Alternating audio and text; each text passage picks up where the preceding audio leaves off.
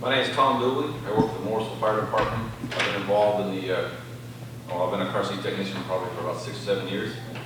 I am the state's newest instructor, so if anybody is thinking about being an instructor and wanted to ask any specific questions about that, maybe I can help you there. I'm open for any questions you guys have. Randy Lamb, Chief of Lewisburg Fire Department, Franklin County. I'm a technician proxy. Been certified in 2010. Again, I head up the program there in Franklin County. I'm willing to answer any questions y'all got. And I'm Melanie Buchanan with the North Carolina Office of State Fire Marshal. No introductory. I've been instructor for 12 years now, and I'm also on the current National Child Accident Safety Board. So this session is designed to be interactive. We can go through a few things up here, but what we're hoping is that you all will talk to us, talk to each other. We're hoping that this will be a collaborative session so that we can kind of share ideas among different agencies and see what's working for other people and see if we can transfer that over to other agencies. I guess just a quick question. So since this is designed to be, you're recently a certified technician, don't know what to do next, how many of you have been a technician for, let's say, less than 2 years? Okay, so probably half of people here less than 2 years. So, I mean, if at any point you all have any questions, feel free to stop us and ask. The few slides that I have are basically about recertification, so just go through that really fast. There's just 2 websites for those of you who aren't familiar with them. There's 2 websites you should be familiar with. One is buckleupnc.org. There's lots and lots of stuff on there. And the second one is the Safe Kids certification page. That's where you would go for those of you who have not yet gone through a recertification cycle. That's what you'll have to go to in order to enter your CEUs that you're getting here this week, in order to enter your C-checks, and to pay your fee for recertification. So you'll have to go there. So just very briefly, the recertification requirements are to do 5 C-checks, to get 6 continuing education credits, which you should be able to do here. But if not, there are plenty of other opportunities. To do a community event and to pay your $50 recertification fee. I do want to go over what we call the recertification best practice, which is basically don't wait until the last minute. Particularly if you do a C-check, I can speak on behalf of the instructors that and the proxies who sign off the C-checks, that when you do a C-check, please go into the computer and do it and put it in the computer really soon after that, because I can guarantee that most of the instructors will not remember signing you off on a seat 7 months ago, because they do so many of them. So make sure you do that. And then also, do not assume it's your responsibility to do your recertification. So we just had an issue with somebody not having their recertification paid and then they expired. So if you want to make sure you're responsible for making sure that gets taken care of. Safe Kids does not do a lot of waivers or a lot of what do we call it, excuses if you don't pay on time, but you might have luck calling their customer service if you do expire or something for some sort of extenuating circumstances. So there's no grace period? Right, that's the word, yeah. There's really no grace period. Once you expire, you expire. The only thing is for military service, they do have a grace period for military service if you're out on deployment when you expire. So basically, just a couple things that you might not know about. So how to complete your C-check requirement. Basically, you need to find a place where there's an instructor or a technician proxy. Both of them can sign you off on a C-check. You can, and I'll show you how to find we have a sign-off event calendar on the Buckle Up NC website. You can volunteer at a local permanent checking station. Most of the fire departments and other permanent checking stations, I'm sure, would not mind a volunteer every once in a while to help them out. Just arrange it with them. And you can contact an instructor or proxy directly. And just so you know how to find those on our Buckle Up NC website, if you go on that main page and click on training workshops, which is up at the top there, there's something there called the sign-off events calendar. And anybody who's doing an event, who has a program and is going to have an event that has an instructor or a proxy that's going to be there, we'd love to have you put it on our calendar. And you can ask me if you have any questions on how to do that. And on that calendar, you'll see the list of events that are coming up, and it'll say, you know, where the event is, who to contact, and if there is somebody who's going to be available for signing off skills. So that's one way to find events to get your seat sign-offs. You can also volunteer at a local program by choosing that on the main screen. And you can contact a proxy or instructor directly, again, by going to the training workshops tab, and then technician, instructors, and proxies, and then there's a list count of all the technicians and proctors in the in North Carolina by county. CEUs, you can find them here, and then there's lots of other websites. The CPS board website has CEUs. Through your certification profile, you can get CEUs. And then there's other places as well, just so that you know, for those in your agency who aren't here, you can take that information back to know that there are CEUs in other locations.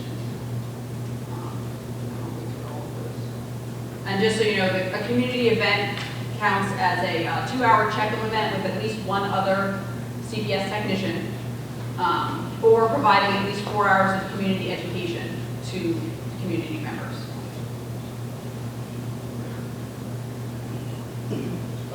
Yes. Actually, Yeah. community, education. Yeah. Basically, it's just presentations to community members, non-technicians. It could be at Head Start or PTA or parenting groups or anything like that, where you're kind of giving community education about car seats, best practice, something like that to parents or teachers or something like that. Is there something that's already boxed that you would want us to say, so everybody's saying the same thing? No, I mean you can say, I don't know that we have any. Yeah, no, it's, if you wanted to put together a presentation to give to a local daycare or something like that, that would count. And I don't think it has to be 4 consecutive hours. It could be 4 1-hour presentations as well. Or if you work something like the state fair that we do every year, that counts as a community event. As long as you volunteer for 4-hour conference, so that knock it out. Or working at a booth at like a community health fair or something like that. That'll count. Exactly. And as far as the community event also, if you operate a permanent check-in station, that counts as a community event as long as your hours are at least 2 hours long and you have another technician present with you, then you can also count that as far as your community event. So it doesn't necessarily have to be a live check-in event out in Walmart or something like that.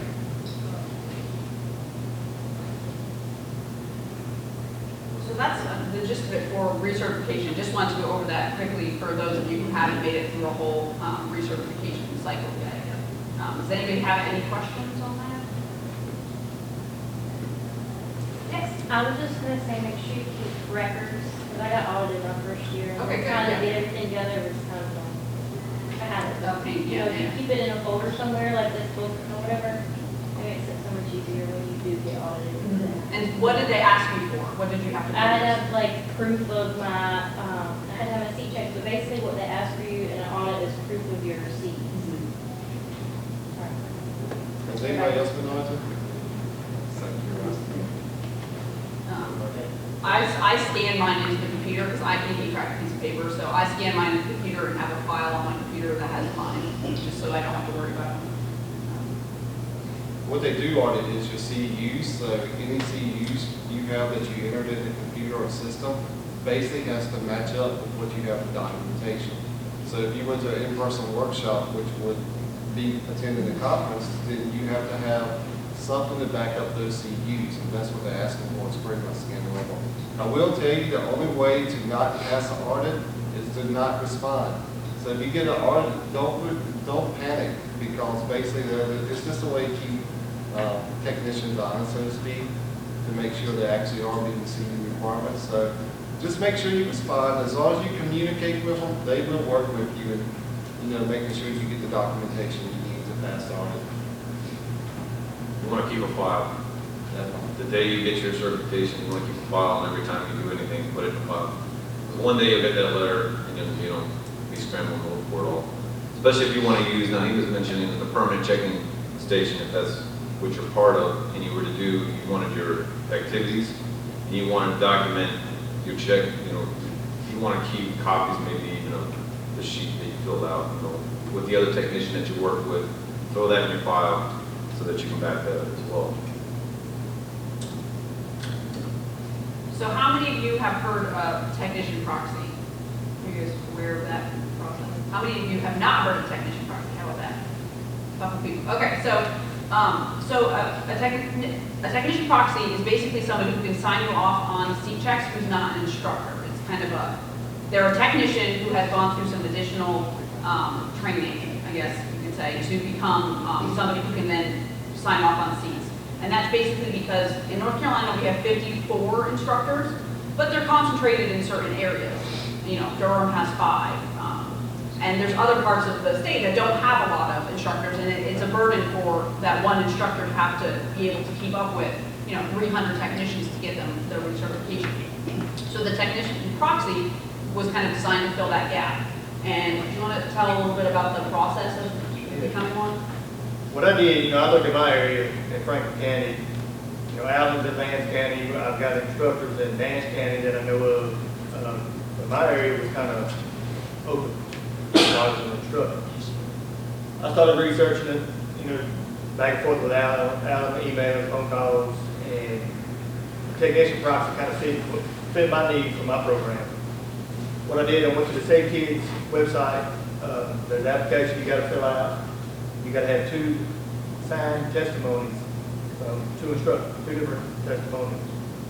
What you do, I think last year I come to the car seat clinic. I was in Raleigh, Louisville conference, and that's where I got my 2 sign-offs from the 2 instructors. You've got to assist them. Well, they're actually watching you assist another instructor. So you're gonna be with that. With that technician. You're gonna be with that technician as they do a car seat installation, as they're talking to the parents, you know, teaching them how to put the seat in, and you're basically signing off on their install. So the instructor sign off on you, sign off on them. Okay. Fill out the 2 testimonials, fill out your application, and send it in, and it's $15 fee. And that's how I went through my process. It wasn't a hard process. Yeah. So I can, because I'm fixing to get mine, so I can have 2 instructors at the same event, Right. correct? I don't have to have separate events with different instructors. Yeah, because I had 2 instructors there, and I did one instructor, one check off, the other instructor, and the other check off. And it is a great option for those of you who have been technicians for a while, who are very comfortable being a technician, and, you know, live and work in a community that does not have access to instructors. You know, we do get a lot of questions of people saying, well, I want to be an instructor so I can sign off people in my agency. And really, that's not necessary. I mean, if you want to be an instructor because you love teaching and you want to, you know, teach the curriculum to other people, then that's great. But if you're just, you know, interested for the being able to help your agency, you know, do seat sign-offs and things like that, then the technician proxy is a really good option for that. Just Yeah. to expand real quickly, you asked about the 2 instructors. The requirement is that you actually have to be signed off by 2 separate instructors for a total of 4 seat checks. So the same instructor can, 2 instructors can reserve 1 seat check and sign you off for that. It has to be 4 separate seat checks that you actually complete while being observed by 2 separate instructors. So each instructor will observe you doing 2 seat checks.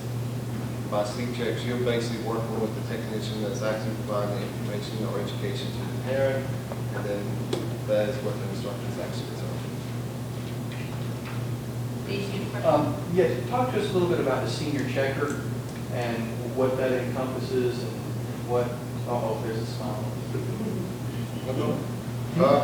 Senior checker is totally a Safe Kids term, and the only time you would actually use the term senior checker is actually if you are a Safe Kids Coalition doing a registered event with under Safe Kids. And that's where a lot of confusion comes in. As far as this your basic technician level. There's no step in your certification really called senior checker. And pretty much the primary purpose of a senior checker at a registered Safe Kids event is, one, it gives you another set of eyes just to make sure that the seat is actually installed correctly and the correct information has been provided. But the pretty much primary purpose is to make sure the documentation is complete. And it is totally just that Safe Kids term. So is it required at every event you do? No. If you don't register an event with Safe Kids, you do not have to have a senior checker.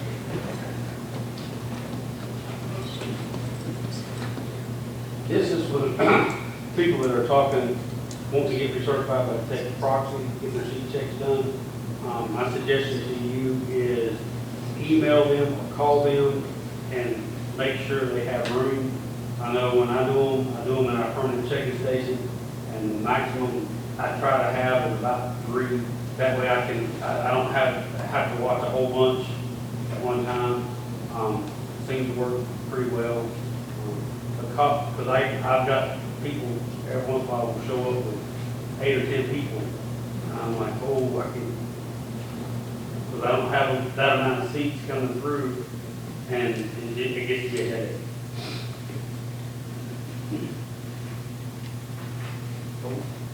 Once you do your C checks, you go online and put the instructor's name and their number in. They'll verify that they did it.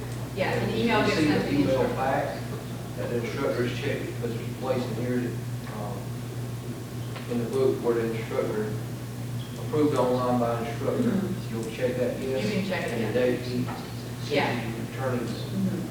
Yeah, you can keep, I mean, the C-checks will go kind of through the system automatically, but you can keep track in the book for your records that they've been approved. And that's why I say to do it soon, because I do know that some people have had their C-checks, because an email goes to the instructor, and the instructor has to say, yes, I did that. And if they can't remember doing it, they're not going to say yes. So if it happened 7 months ago, they might not remember doing it, and they might say no, and then you're out of one. So, but yeah, that's how it goes. And I just want to remind you, please do not wait till the day before your certification to put your C checks in. Because, I'll give you an example, just like right now, I got email saying somebody put C checks in. Well, if I'm away from the computer for X number of days, then it's going to be that many days before I actually sign them off. So, it's not something you can easily do on multiple devices as far as an instructor. And put them in, but the day before you recertify is very risky, I think.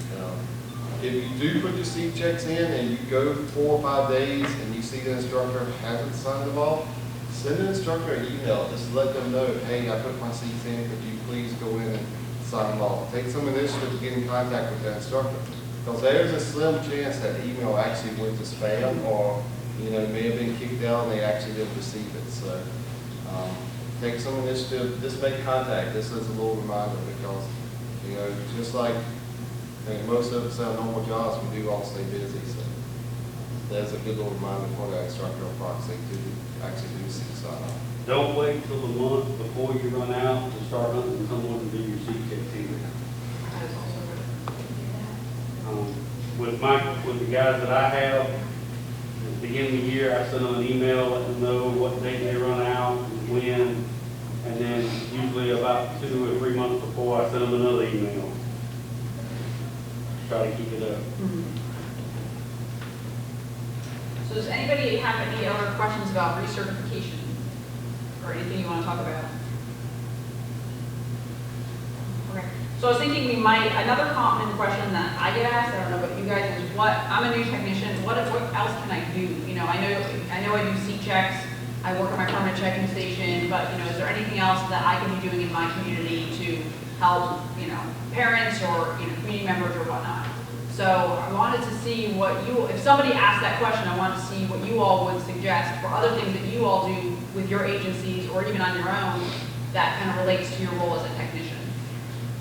Does anybody have any creative ideas? I know I've given a presentation at my local Head Start. They asked us to come over and give a presentation to the social workers there who are transporting kids, just to kind of give them an overview of what they should be looking for and what age kids should be in different seats, what North Carolina's laws are. But I'm a child care licensing consultant for the state, and I do the community education to my providers Okay. and to other consultants. So, more of those things, basic information. We've done church groups, we do community events like Kids on the Lawn, all kinds of things throughout the year. We have a large Hispanic festival in the summer that we go out and set up educational booth, and thankfully we have a lot of Hispanic material. It's hard to come by, but if you can, everybody needs to stop by that little booth out front. I'll hook up with her, but they do provide a lot of information for us to hand out at those events and things. So it's hard to get a Spanish-speaking technician in our department. I mean, we don't have anyone, so we rely on volunteers from the community to help us. Yeah, and that's a good way to get other people involved. I know we've worked with, when we worked at our local Head Start, we had some of the teachers there who speak Spanish, kind of do the translations when needed, for the parents who weren't comfortable with English. So yeah, that's a good way to get community members involved who aren't necessarily technicians, but still want to help. And a lot of, I know the other program that's going on about the I think they're covering the diversion program and stuff and the other thing. But law enforcement, if they're, we call it a step team in Wilson, if they get points, I guess, for doing a click it or ticket and involving, say, kids, or, and working with us and things like that, and having technicians on site. We do those quite a bit. And we, as a matter of fact, we've got one coming up Friday night. Those events are well worth going because of the people that come through those events and are holding their child, and the child's not restrained, because not every law enforcement officer is a technician. And so what we do is we pair up a technician with an officer. When they stop the car, check the license, there's a technician non-invasively standing right there looking into the car, and we tell the officer if there's a problem, we say, have them pull over. And then they'll have them pull over and we check them. We are very successful with those. We are enjoying doing those programs. So there's all different kinds of ways that you can, set up in front of Target. Loves Safe Kids. Our local Target does anyway, and they will come out and help us. We hold our events there. When we have classes, we hold it there. Well, the cool thing is they probably just bought a seat in the store. Yeah. Come out, you guys go out there, you can help them and show them how to. Everybody, churches, if you don't have an event going on somewhere sometime in your calendar, call people. Car dealerships, if they've got like a grand opening, HOAs in brand new neighborhoods. Anybody, a new bank is opening up and they have some event going on. We just helped PNC Bank. They had like a big grand opening or whatever, and they asked us to come do a car seat check. So, I mean, just at least get the word out that you have technicians and you can open up events. There's lots of ways to keep your certification. Those are some very good ideas. Some I haven't thought of yet. Another one, we hear a lot of pediatricians' offices.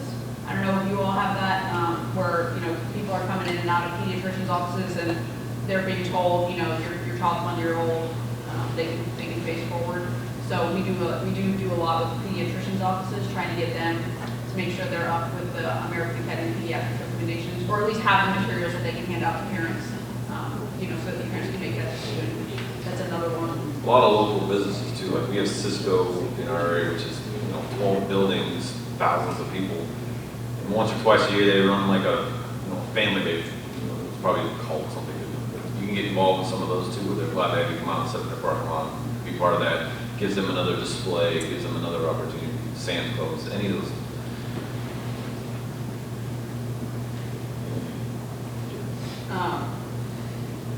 Does anyone else have anything that they do in their community that hasn't been mentioned?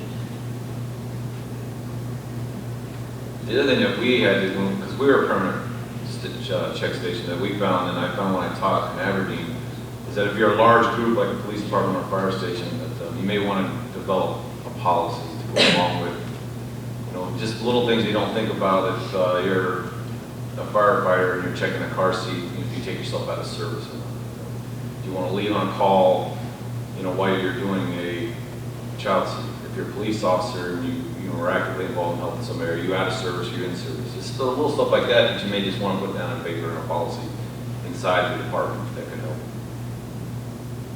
And actually, that is one of the requirements for a permanent checking station, is that you do have a policy in place that, you know, whether or not you're susceptible to emergency calls, so that, you know, you're not leaving people, you know, without their seat installed, and parents don't know how to do it when somebody gets called away. Then there's county seats that are provided to you, you know, you want to come up with, you know, a good way to give those out or charge people or whatever. There's just lots of stuff to be aware of as you're in a permanent checking station. Ma'am, Yeah. 4 hours. At my agency, I'm the only active technician. Everybody else is expired. The fire department, they let all their stuff expire. So if I wanted to go with DSS, I would get credit as long as I was there for 4 hours, right? But I think they have active technicians.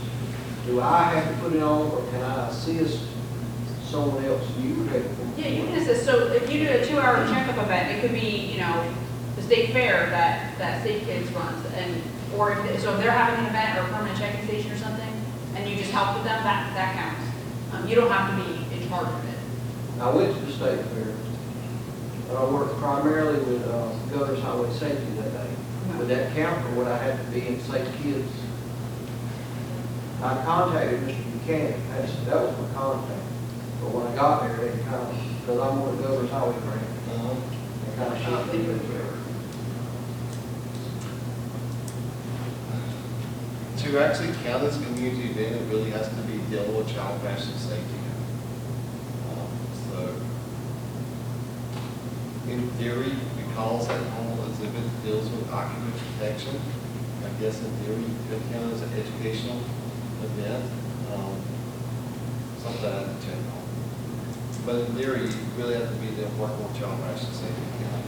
The other thing is, if you have a permanent checking station in your area, and for some reason your agency is not, you can actually go to, maybe the fire department is a permanent checking station, or the police department, wherever they house their hours, and, you know, ask to assist them with their doing the hours. It's a good way to provide some assistance to them. What county are you in? Ma'am, What county are you in? Ross, I know there's a lot of effort down there trying to get people back up, recertified, so glad you're still certified. Got one. Going back to the department policy, are there any like guidelines online as far as what needs to be in the policy, or examples? No, but, you know, I'd call it a partner. You know, man, we share policies all the time. We steal from each other, we add this, we take that out, man, we share this stuff. So once you get a couple, I'm in the fire service, so once you get a fire department that, or a couple of them that have established policy, whatever, you just call somebody, maybe their training officer, or just maybe somebody you know, a friend of a friend, and say, hey, can I get your policy, take a look at it? There's no sense reinventing a wheel, of course. And then I would just take what bits and pieces of each one that suits you guys. I work for the town of Morrisville, we have a policy. You can contact me anytime. And most of them will share it with you. I'd actually be surprised if that's too many fire departments that don't have a policy. I know. We love policies. I'm sure Carlton probably has one. Calvin Hill.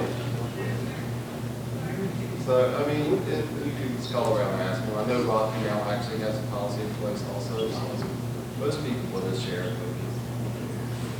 There's a lot of things to consider. If you want to do it every day, if you want to do it from certain hours of the day, if you want to just do checking events, there's so much stuff to consider. Once you become the station, people will just come. At least, I mean, especially. Yeah, you guys We do a lot. 200 a quarter, you know, something like that. I don't know. We do a lot.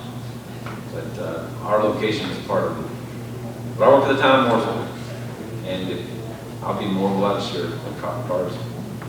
And that's actually a good point with the permanent checking station thing, just so you all know, there's no rules about, you don't have to be open 24/7, you don't have to provide, you know, service in the middle of the night. I mean, if you want to be open for 2 hours on a Friday, once a month, that counts as a permanent checking station. It's whatever will work within your department's policies and, you know, other responsibilities, and also will serve your community. So there's no rules on that. Now, how about like other permanent check stations? is it kind of, you know, like you? It depends where you're set up. Yeah. You know, if you're set up at a fire station, we're 24 hours. Yeah. So the longer you offer this program, the more 24 hours you're gonna become. You know, if you live near a or if your facility's near a hospital, you know, people are gonna stop in at all hours because they waited to the last second, you know, and they're gonna knock at your door at 2 o'clock and wanna put a seat in. What I'm saying is more like, what the issue is, if we had an office in Morrisville and we want to do a permanent check station there, and you already have it, Mm-hmm. that's not a problem. No, we're not competing with you. We'd be more than glad to have you help out. Give them guys a break. Yeah, no problem. To that question, Chapel and Carver are side by side, and our checking stations are on the same day. Carver does theirs first thing in the morning, Chapel Hill does theirs in the afternoon, and we flip-flop back and forth. I will tell you, with him, what he said, about 24 hours a day, we've done it at 3 o'clock in the morning, they'll show up and bang on the door, and I'm taking my baby home in the morning and they don't have any seat check. I will tell you, your techs will gripe and complain, but they'll actually do it. They will. It became invasive to us, it became a problem. We did start doing so many seats that, at the time I was a company officer on a truck, we couldn't get out of the station to get our inspections done or get training done, because we'd get a phone call, oh, I'm sending somebody down there at 1:15. Oh, okay, well, it's now 12:30. At 12:50, oh, I'm gonna send, another one's coming down right after that, they'll be down there around 2 o'clock. I got another one coming to you at 3:15.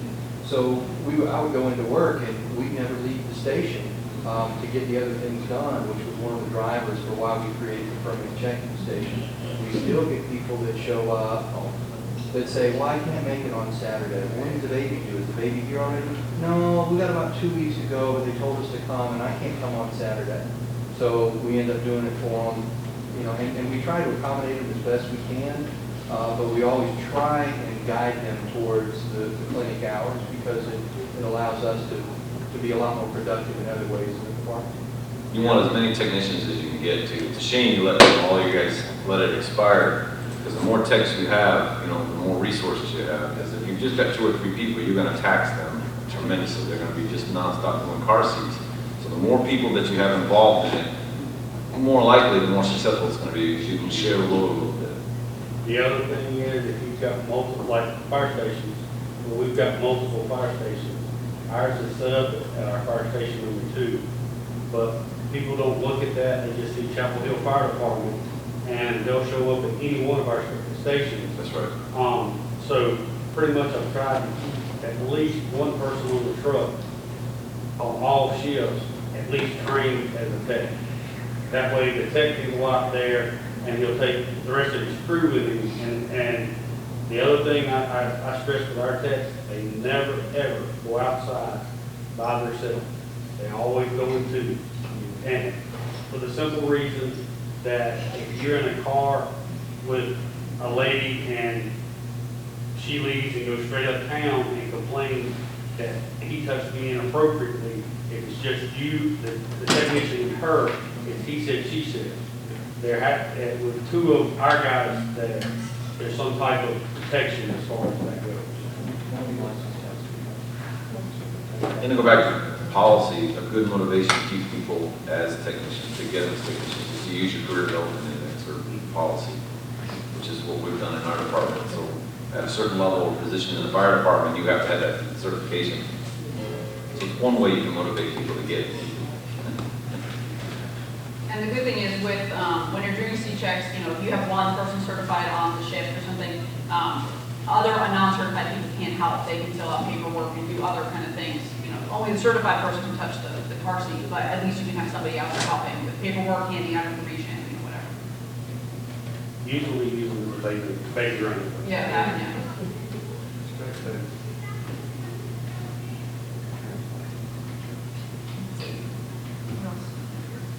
Anybody want to be an instructor?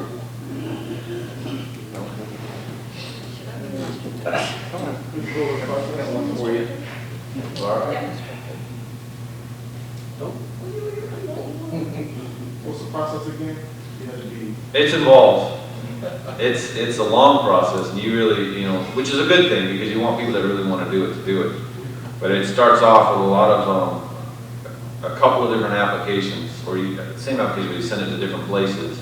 It has a lot of acronyms and a lot of, that you have to try and figure out, a lot of websites, that you're trying to figure out.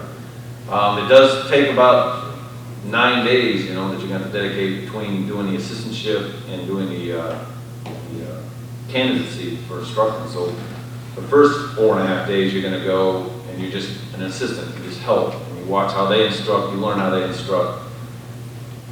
And then whereas in the second 4.5 days, you actually have to teach 5 hours, I think. I think it was 5 hours, something close to that actually you have to spend instructing. So in both of these, you're getting evaluated by a mentor, and they take notes and go over them with you every day. And then again, you submit all of that, and assuming you do well, then you move on to the next process. But it helps to know what you're doing, because they do kind of expect you to, to fall into the mix. The assistants, they give you a little bit of leeway, because you're feeling things out. But by the time you do your candidacy, they kind of expect a certain level. So you should know what you're doing, and that will make things go a whole lot smoother. But it's a dedicated process, and it was a little confusing. You get emails. There's a lot of people's names that came across that I didn't know who they were. So you deal with one person, and next thing you know, you're off to the next person. And so that was a little bit confusing for me, because I didn't know some of the faces and the names.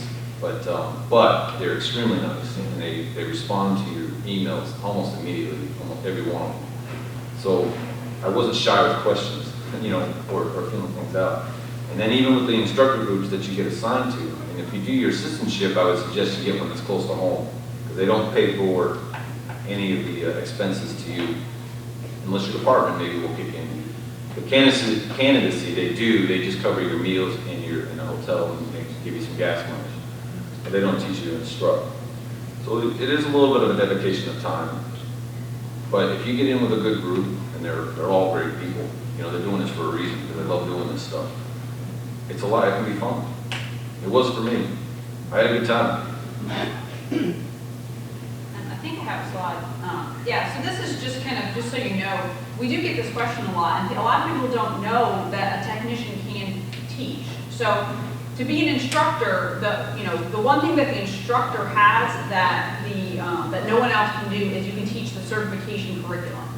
That's what an instructor is qualified to do, and they can do C sign-offs, and they can teach, update refreshers or regular CDU classes or anything like that, community events, whatever.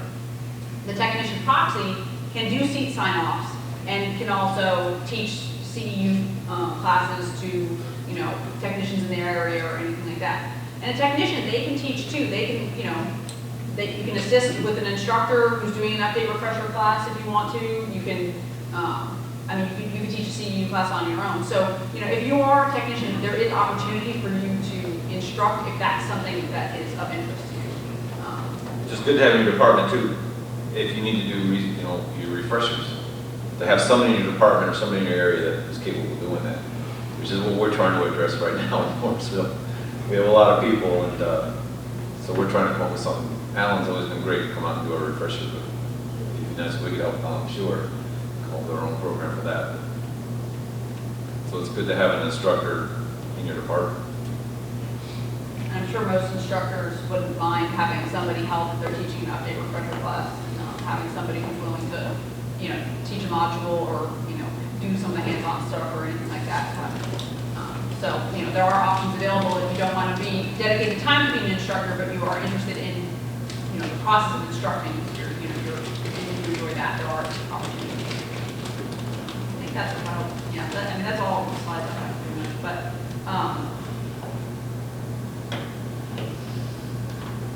we'll just open it up. If anybody has anything else they'd like to add or ask or anything like that, do any of you guys have anything else you want to cover?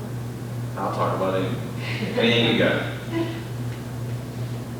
I'm looking at relocating to Mecklenburg, Charlotte. You know, they have a lot, but when I'm there, I don't hear or see.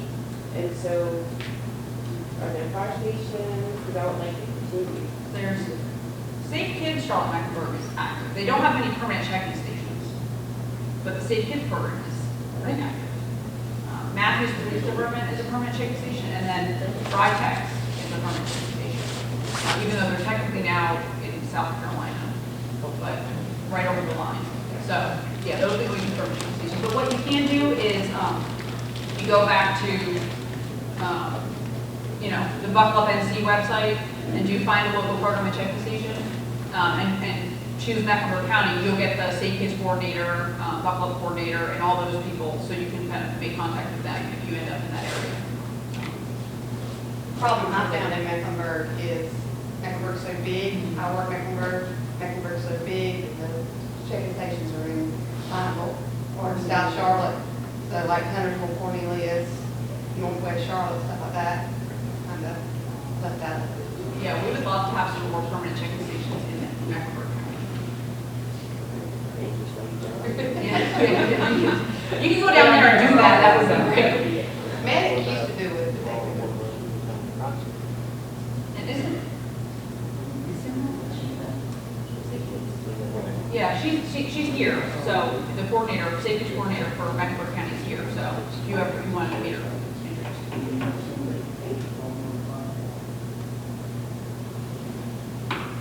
Anybody else have anything? Well, I mean, if you need to reach any of us, I'm at HSRC. The easiest way to reach me is on all of the materials that get printed. There's a 1-800 number, which rings to me. So if you ever need to reach me, you can call that number, and I can help you however I can. Anything dealing with highways, Bevan? I get a lot of phone calls about potholes and flooding and all sorts of things that I can't help anybody with, but I try to refer them appropriately. But, you know, all the technicians, their contact, or I'm sorry, all of the instructors and the technician proxies, their contact information is online. You know, so if you have a question, you can reach out to them. You know, Alan with OSFM. And then, you know, I can help however I can to pass people on to whoever the appropriate person is. So we appreciate your participation.